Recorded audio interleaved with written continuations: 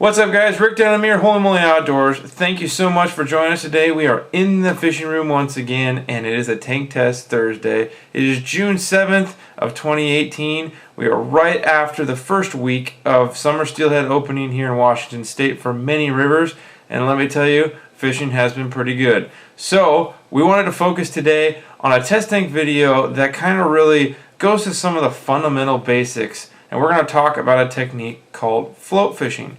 So I've covered a couple videos on how to set this up, so we're not going to necessarily go into that. What we're going to showcase to you today is balancing your float correctly so that you will optimize your ability to see strikes from fish, and then we're going to show you a little bit on fishing jigs under a float and what those should look like in the water. So stay tuned and we'll showcase you a little test tank float setup.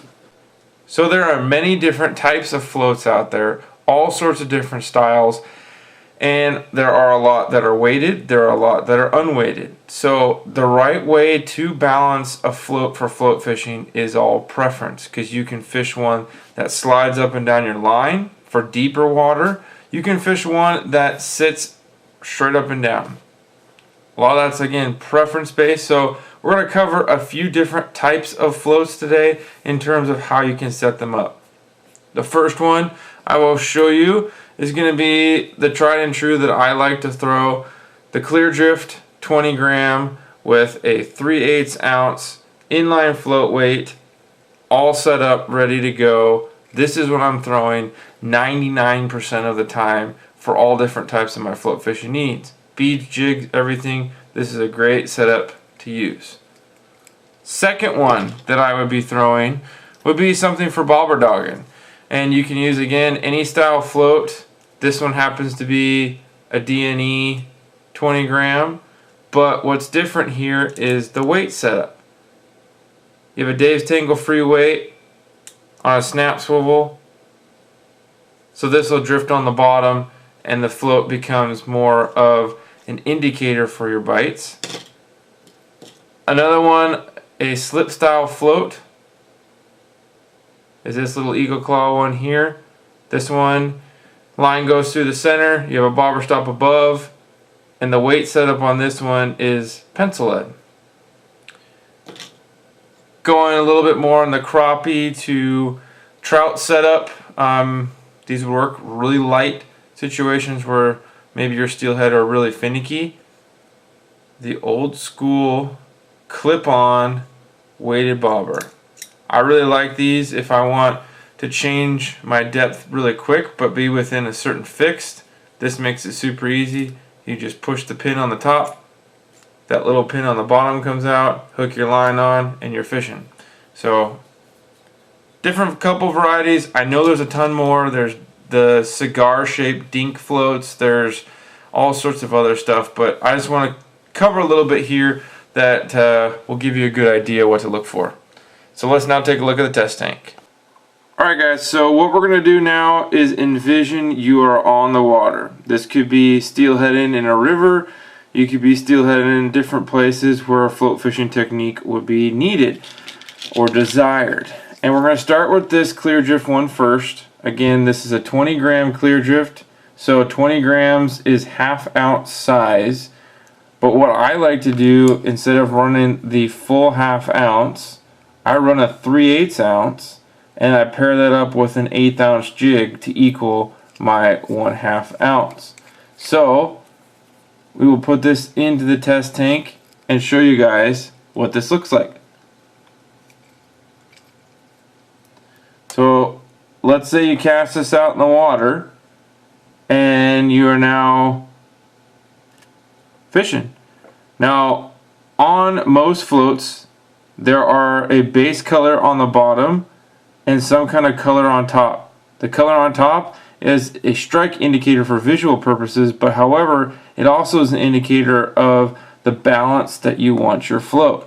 So right now this float is sitting pretty good in the water. It still has probably ½ an inch or so of room that it can sink. Now again, with another 1/8 ounce jig to that, you're going to end up having it closer to that red line. The closer you are to that red line, all it takes is that fish just to suck that jig in, and boom, it goes under. So the purpose of that is just to allow you to make sure it's balanced right. So it's going to sit closer to that red line in the water with the full 1/2 ounce. Now, if you do not have a float properly balanced, we're going to show you guys that next. So a unbalanced float will ride like that. Horizontal on the water, it has nothing to really give you a good indication of where your bait is or lure in correlation to the float drift itself. You would like to have that thing, as the last one showed, sitting up and down. But if that's the case right now, you have a couple things potentially going on. It's either too light and you don't have enough weight to pull the float in the correct position.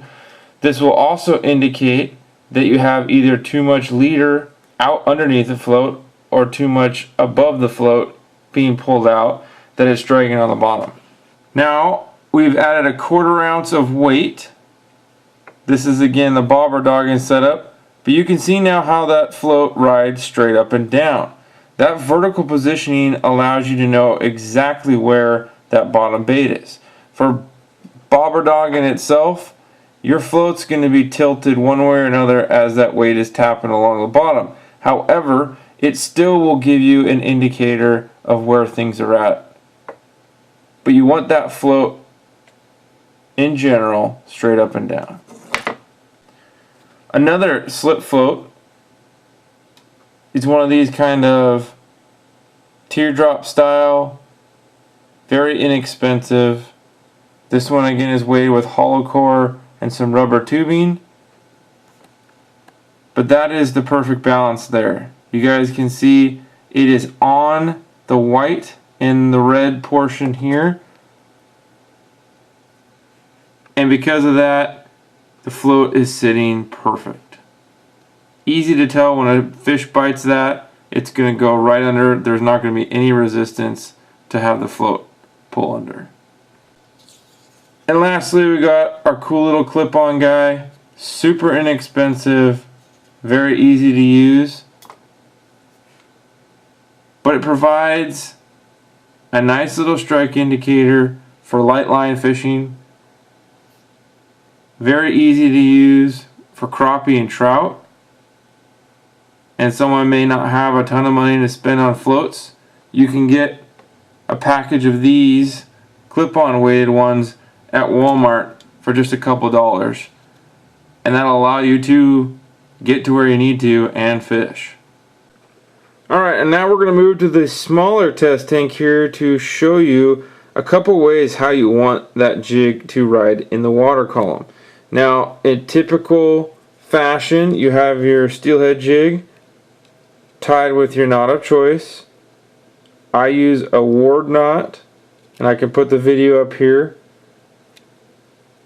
But you want something that has a big enough knot.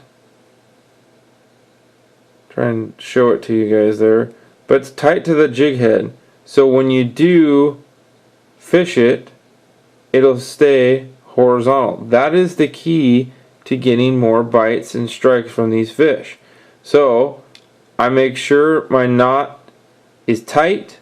I make sure my knot is positioned correctly to where that jig will sit straight up and down in that horizontal. So when you put it in the water,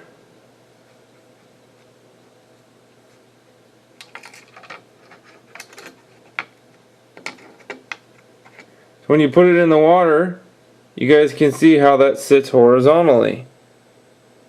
To a fish, that looks way more natural as opposed to a jig that's pointed straight up and down, where that knot, if that knot is turned the other direction,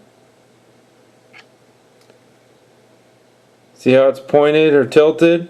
That doesn't really work too well.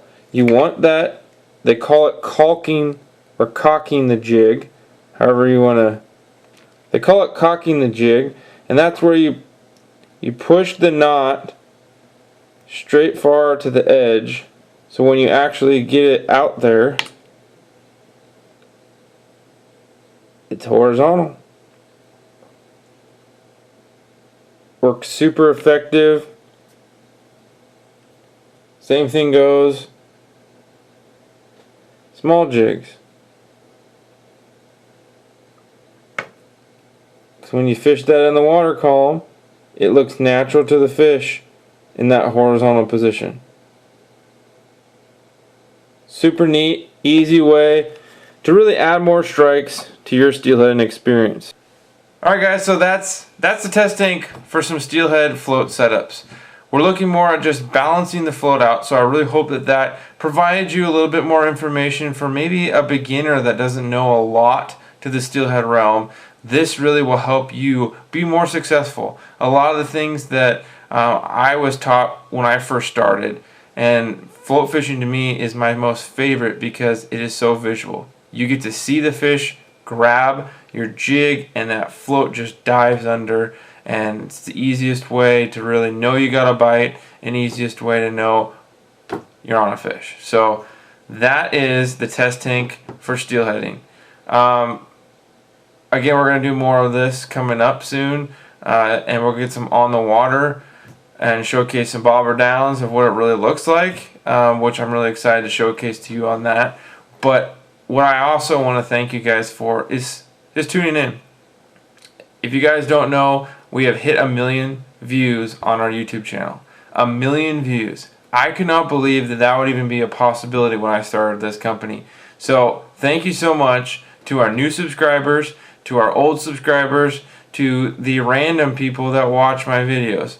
I cannot thank you guys enough because we are moving places. We got a lot more content coming through, and I just cannot thank you guys enough. So we are only 100 subscribers away from 3,000.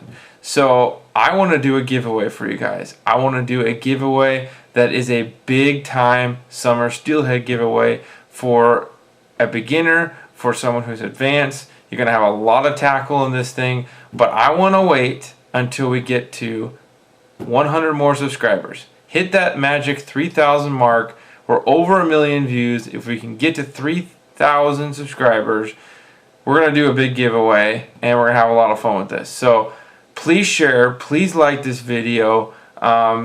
We have a lot more to come. So thank you so much, and we'll see you out on the water here real soon. Take care, guys, and fish on!